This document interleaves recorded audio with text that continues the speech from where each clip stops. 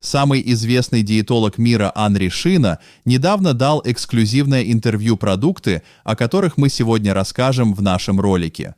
По словам Анри Шина, оказывается, категорически нельзя употреблять, чтобы не навредить своему здоровью, и как удивился.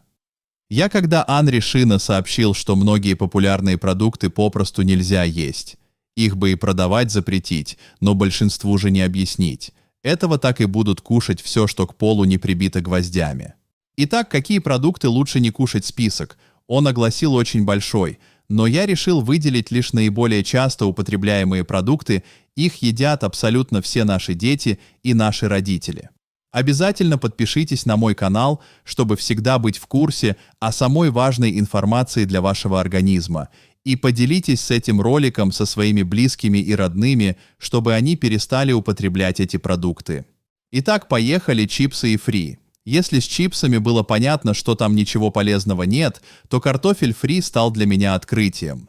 Да много масла, жира и риск набора веса, если перебрать, оказывается, что лишний вес от чипсов и фри – такая мелочь, там и ГМО, и куча добавок, усилителей вкуса – все это проблемы с задела на будущее, от которых точно будет болеть желудок, и это в лучшем случае.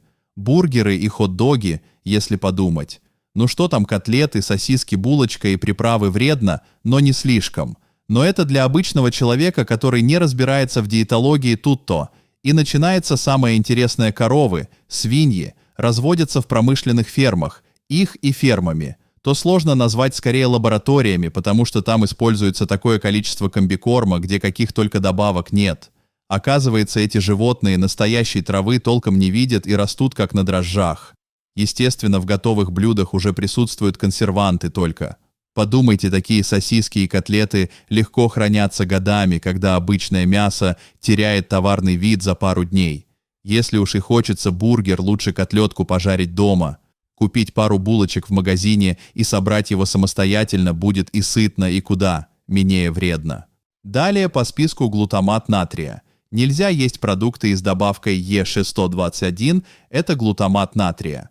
Берете упаковку товаров в магазине и читаете, если указан глутамат натрия, не покупаете ее вовсе. Глутамат натрия является усилителем вкуса. Сейчас его добавляют даже в самые неожиданные продукты, дабы подсадить на них население, будьте внимательны. Сахарозаменители. Хотя многие сахарозаменители не содержат калорий, очень экономичный, один пластиковый контейнер заменяет от 6 до 12 кг сахара. Несмотря на это, им не стоит безоглядно доверять, оказывается, почувствовав сладенький вкус. Наш пищевод думает, что сейчас получит порцию углеводов, а их нет. После такого обмана любые углеводы, которые попадают в организм в течение 24 часов после этой посылки, вызывают сильное чувство голода, никакие сахарозаменители нельзя употреблять. Трансжиры. Масло 72,5% нельзя кушать ни в коем случае, это трансжир. Растительное масло низкого сорта, разбитое водородом масло, меньше 82,5% не бывает. Если не получится найти такое масло, то лучше ешьте растительное.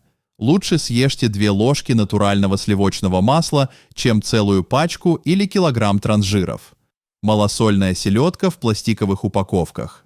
Малосольная селедка хранится только в масле, ни в каком уксусе. В вине она не хранится. Если селедка без масла, значит в нее добавлен уротропин. Красная икра малосоленая принцип. Тот же красная икра долго не хранится только в замороженном виде или сильно соленая. Если продается слабосоленая, значит в нее добавлен либо уротропин, либо лимонная кислота. Может быть добавлено что-то другое, но на выходе все равно получается формальдегид. Заведомо генно-инженерные продукты. Арахис вживляют ген петуний, страшное ядовитое вещество, кукурузные палочки и хлопья с сахаром. Если покупаете кукурузные хлопья, палочки они должны быть только не сладкие, потому что сахар. Не используют в производстве сахар, горит при температуре 140 градусов, поэтому используют сахарозаменители, в данном случае цикламат. Каши, крупы с ароматизаторами и красителями, идентичными натуральными, это химические вещества, имеющие запах, привкус груши, клубники, бананы и так далее, Ничего натурального здесь нет. Леденцы Барбарис.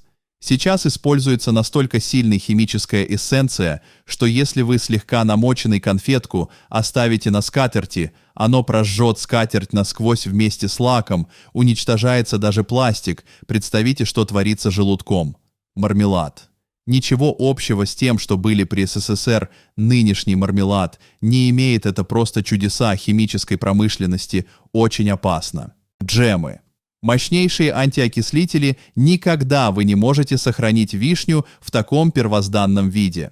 Жареная картошка, фастфуды и готовые в магазинах сейчас используются антиокислители, такие, что картошка держится год и не чернеет. Все, что касается фастфудов, шаурмы, пирожки и даже салатики в макдачной. Вареная колбаса. Они из генно-модифицированы соей. Сосиски, сардельки, вареная колбаса, паштеты и другие продукты с так называемыми скрытым жирами в их составе: сало, внутренний жир, свиная шкурка занимает до 40% веса, но маскируется под мясо, в том числе и с помощью вкусовых добавок. Ветчина. Ни о какой натуральности в данном случае вообще речь не идет. Берется тоненькая шейка и килограмм геля за ночь в специальной машинке, гель расколбашивается вместе с кусочком шейки, и к утру получается огромный кусок мяса. Как такового мяса в нем не более 5%, все остальное – гель-каротин, усилители вкуса, усилители цвета. Сырокопченых, как раньше, уже никто не коптит, используются коптильные жидкости, в которых опять-таки формальдегид. Молочные продукты длительного срока хранения более 2 месяцев. Все, что хранится более 2 недель, употреблять нельзя. Асептическая упаковка – это упаковка с антибиотиком. Майонез в пластиковых упаковках. Уксус, находящийся в майонезе. Хотя его там быть не должно, разъедает стенки пластиковой упаковки, высвобождая канцерогены. В пластиковые упаковки можно класть только нейтральные продукты. Арбузы. Если вас пронесло 10 раз, то на 11-й может и не пронести. Арбуз удобряют такими веществами, что это первый кандидат на отравление. Перец не в сезон. Абсолютно генно-модифицированный продукт, его нельзя есть, через меру тем, кто страдает воспалительными заболеваниями желудочно-кишечного тракта, гипертонией, ишемической болезнью сердцем, геморроем, бессонницей, психическими расстройствами, эпилепсией, заболеваниями почек и сердца. Сам перец входит в десятку продуктов, содержащих азотистые удобрения, пестициды. И даже если скушать всего один такой перчик, то могут появиться проблемы со здоровьем. Поэтому лучше будет покупать его исключительно в сезон роста, а именно летом, и желательно вырез в ваших краях обитания. Сладкие газированные напитки. Смесь сахара, химии и газы, чтобы быстрее распределить повредные вещества для организма. Кока-кола, например, замечательное средство от известкой накипи и ржавчины. Подумайте хорошо, прежде чем отправлять такую жидкость в желудок. К тому же газированные сладкие напитки, вредные высокие концентрации сахара в эквиваленте 4-5 чайных ложек, разбавленных в стакане воды. Дрожжевой хлеб и белый хлеб. Употребляя дрожжевой хлеб, вы кушаете грибы, предпочтение нужно отдавать ржаному хлебу. Рафинированная мука высших сортов, как и другие рафинированные продукты, уверенно входят в топ вредных продуктов питания. Нарезной батон не является полноценным хлебом. Соки в пакетиках. Ни о каких натуральных соках в данном случае речь не идет. Нет натуральных соков в продаже в пакетах, не смейте поить ими детей. Это чистая химия. Это примерный список продуктов, которых нужно отказаться. Речь идет не о недостаточно полезных продуктах, опасных. На этом наше видео подошло к концу. Не забудьте подписаться на наш канал.